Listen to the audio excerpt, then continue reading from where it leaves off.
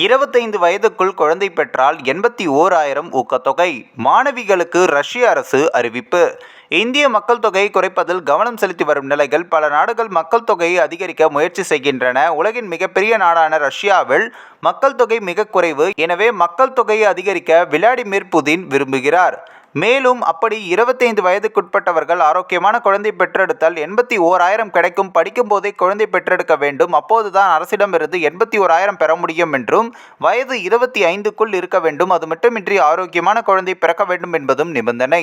மேலும் அதோடு சேர்த்து குழந்தை பெற்று அரசிடமிருந்து பணம் பெற அங்கீகரிக்கப்பட்ட கல்லூரி அல்லது பல்கலைக்கழகத்தில் முழு நேர மாணவியாக இருக்க வேண்டும். இல்லையெனில் அரசு பணம் கொடுக்காது. ரஷ்யாவின் கெரேலியா பகுதியில் மக்கள் தொகை மிகவும் குறைவு. எனவே மக்கள் தொகையை அதிகரிக்கும் நோக்கில் கெலோரியாவில் வசிக்கும் மாணவிகளை குழந்தை பெற ஊக்குவிக்கிறது ரஷ்ய அரசு. சீனா மற்றும் ஜப்பான் அரசுகள் தங்கள் நாட்டில் மக்கள் தொகையை அதிகரிக்க சிறப்பு திட்டங்களை வகுத்துள்ளன. ரஷ்ய அரசும் அதே பாதையில் செல்கிறது. ஆனால் ரஷ்யாவின் திட்டம் வித்தியாசமானது.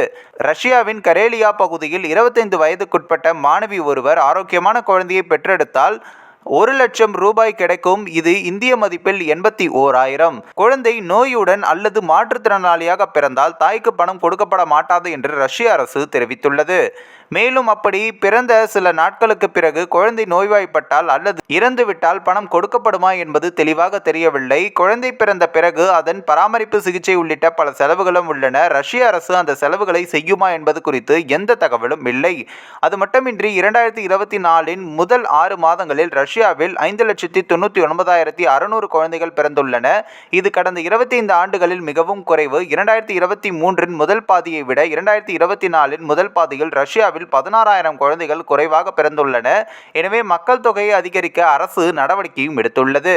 மிக குறைவான குழந்தைகள் பிறப்பது நாட்டின் எதிர்காலத்துக்கு கவலை அளிக்கிறது என்று ரஷ்ய அரசின் செய்தி தொடர்பாளர் டிமிட்ரி பெஸ்கோவ் கூறினார். மத்திய ரஷ்யா நகரமான டமாஸ்கின் நிர்வாகமும் இளம் பெண்களை குழந்தை பெற்றெடுத்தல் பணம் கிடைக்கும் என்று அறிவித்துள்ளது. ரஷ்யாவின் மொத்தம் 11 மாகாண நிர்வாகங்கள் குழந்தை பெறுவதற்கு இளம் பெண்களுக்கு நிதியுதவி வழங்க முன்வந்துள்ளன. இந்த ஒரு வீடியோ குறித்து உங்களுடைய கருத்துக்களை நீங்க மறக்காம கமெண்ட்ஸ்ல சொல்லுங்க. நம்ம ஏஷியாநெட் நியூஸ் தமிழையும் தொடர்ந்து ஃபாலோ பண்ணுங்க.